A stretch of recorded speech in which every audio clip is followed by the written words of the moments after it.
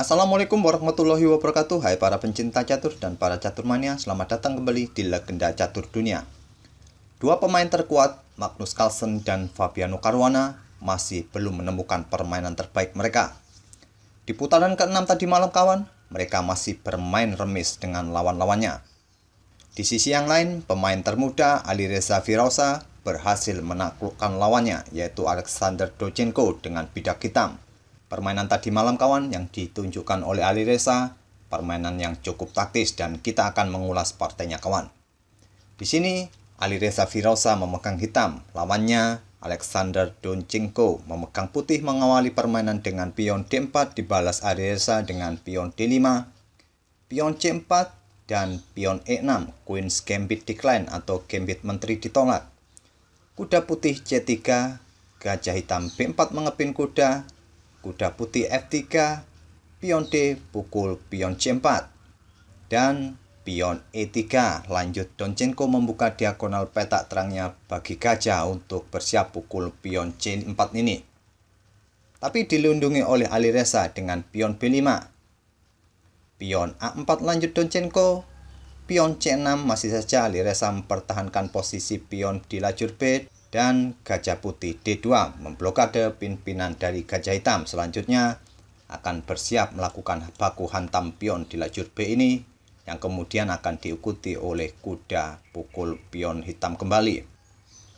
Terlebih dahulu Alireza memainkan pion A5, pion A pukul pion B5, gajah pukul kuda dipukul balik oleh gajah putih, dan pion C pukul pion B5.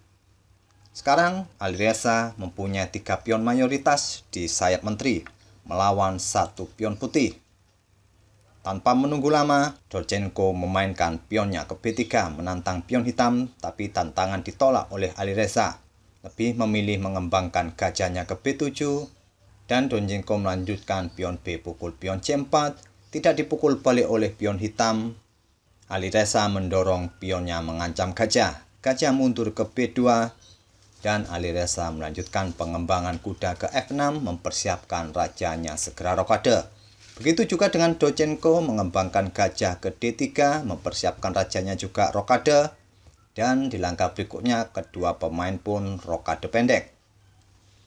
Kita coba berhenti sejenak kawan dan coba perhatikan settingan bidak kedua pemain. Alireza men-setting 2 pion bebasnya di sayap menteri, yang berpotensi ke depannya kawan-kawan pion-pion ini akan bisa promosi. Sedangkan Dovzhenko mempunyai setting pion pusat yang cukup solid. Ditambah lagi posisi 2 gajahnya yang langsung mengarah ke jantung pertahanan Raja Hitam. Tapi di posisi ini kawan-kawan keadaan atau situasi masih cukup berimbang. Kita lihat saja langkah-langkah berikutnya oleh kedua pemain. Alireza melanjutkan langkahnya dengan mengembangkan kuda ke D7, kuda putih ke D2, mungkin bersiap untuk mensupport pionnya untuk didorong ke depan di lajur E ini kawan.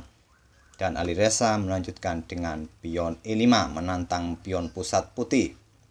Dengan harapan apabila tantangan diterima, pion pukul pion kuda hitam akan pukul balik pion putih, dan terbuka lajur D bagi menteri untuk mengancam gajah petak terang. Apabila gajah petak gelap pukul kuda, menteri akan pukul gajah petak terang, dan putih akan mempunyai pion yang terisolasi di lajur C ini, yang kemungkinan di langkah-langkah berikutnya akan menjadi target selanjutnya oleh hitam.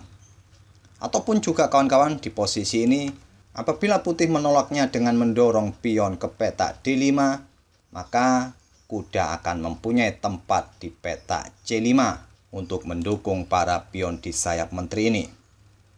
Oleh karena itu kawan, di posisi ini Dovzhenko menahan diri untuk melakukan pergerakan di petak pusat.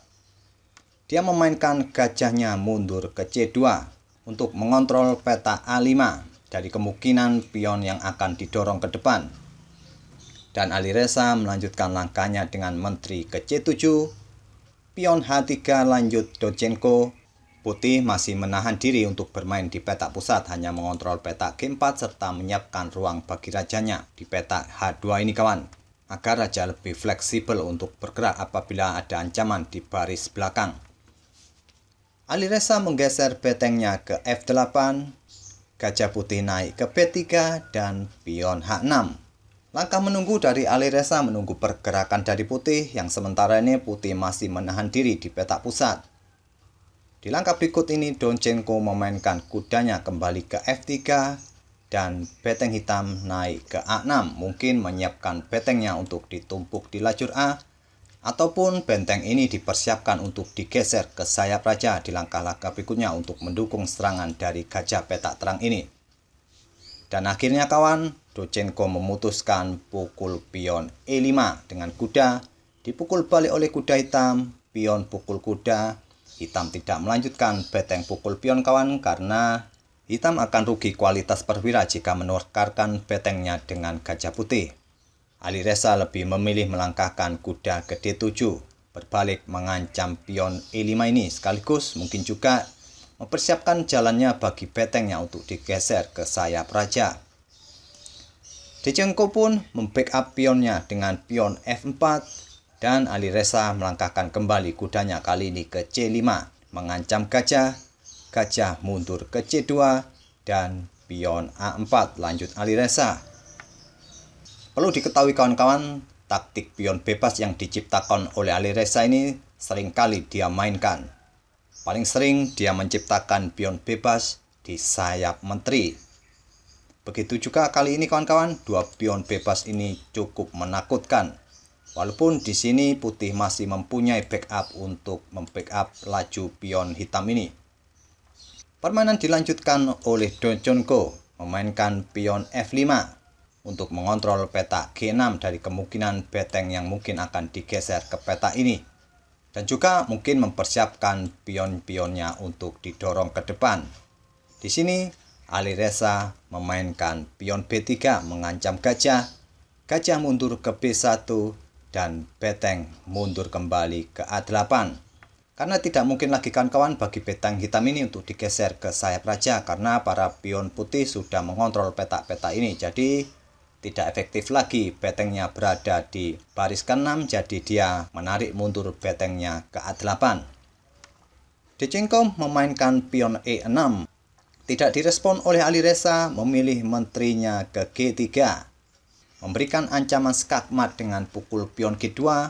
Sekaligus kawan-kawan, menteri ini juga menghadang pergerakan menteri putih yang mungkin akan ke peta G4 untuk mendukung serangan para pionnya ke depan.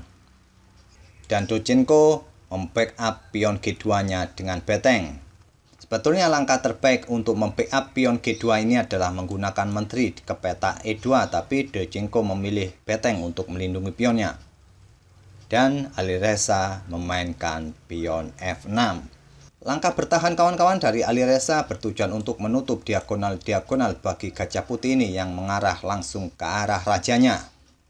Dan sekarang raja hitam pun akan cukup aman dari ancaman para perwira putih. Di sini Donchenko melanjutkan langkahnya dengan gajah ke D4. Bersiap mengeliminasi kuda hitam. Kuda hitam lompat ke E4. Gajah pukul kuda dipukul balik oleh gajah hitam. Dan beteng naik ke A3 memblokade jalan bagi pion hitam di lajur A. Dan Alireza menggeser betengnya ke C8 mengincar pion C4, pion didorong ke C5 dan raja hitam ke H7. Sekarang posisi raja cukup aman kawan-kawan. Alireza tidak perlu khawatir akan keamanan rajanya di baris belakang. Menteri putih naik ke D2 dan di sini kawan di langkah berikutnya ini langkah perjudian dari Alireza kembali mengorbankan pionnya, mendorong pion B2. Tapi sayangnya kawan, Donchenko salah menggunakan menterinya untuk pukul pion hitam ini. Langkah terbaik bagi putih sebetulnya adalah memukulnya menggunakan gajah. Walaupun hitam mempunyai kesempatan untuk pukul pion putih kawan, tapi di langkah-langkah berikutnya permainan akan kembali berimbang. Tapi sayangnya di posisi ini kawan-kawan, Donchenko menggunakan menterinya pukul pion hitam ini. Ini adalah langkah blunder. Tentu saja dimanfaatkan oleh Alireza, memanfaatkan temponya menyerang menteri dengan beteng. Menteri ke A2, beteng ke B1 skak. Sekarang beteng hitam pun sudah menusuk di baris pertama pertahanan Raja Putih. Ditutup oleh beteng, dan Alireza menggeser betengnya ke B8. Menteri ke F2 menantang pertukaran menteri, tapi Alireza terlebih dahulu pukul beteng skak, dipukul balik oleh raja, dan beteng hitam kembali skak, raja ke E2, dan menteri hitam menghindar ke B8. Bersiap kembali memberikan ancaman skak di peta B5. Di sini Dochenko melangkahkan menterinya ke F4 kembali mengejar menteri hitam. Menteri hitam pun melangkah ke B5 skak, raja ke D2, menteri ke B4 skak. Jika raja ke peta E2, menteri akan ke E1 skak mat. Di sini Dochenko menutup skak dengan gajah, merelakan betengnya dipukul oleh menteri. Menteri putih pukul gajah hitam, dan menteri hitam kembali skak di C1, raja ke D3, menteri ke F1 skak, raja ke D4. Di sini kawan, sebelum Alireza sempat melangkahkan bidaknya, Alexander Dochenko menyerah di langkah ke-44. Tentu saja ancamannya akan seperti ini kawan-kawan. Beteng akan digeser ke D1 skak, hanya bisa ditutup oleh gajah. Beteng pukul gajah skak, raja ke C3, menteri ke C1 skak, raja hanya bisa ke B4, dan beteng kembali skak. Jika raja ke A3, menteri ke A1 skak mat, raja ke A5, menteri pukul pion skak, raja ke A6, dan menteri ke B6 skak mat. Oleh karena itu, di langkah ke-44-nya ini kawan, Dochenko pun menyerah, tidak melanjutkan permainan. Sebuah permainan yang cukup taktis dari Alireza diselipi langkah perjudian dengan memainkan pion B2 tadi kawan. Sayangnya Dochenko membuat keputusan blunder. Akhirnya Alireza pun memanfaatkan langkah blunder itu dengan langkah-langkah yang mematikan. Dan itulah kawan-kawan hasil permainan dari Alexander Dochenko versus Alireza Firoza di partai atau di putaran ke-6 tadi malam. Semoga video ini bisa menghibur kawan-kawan semua. Sampai bertemu di video-video berikutnya. Wassalamualaikum warahmatullahi wabarakatuh.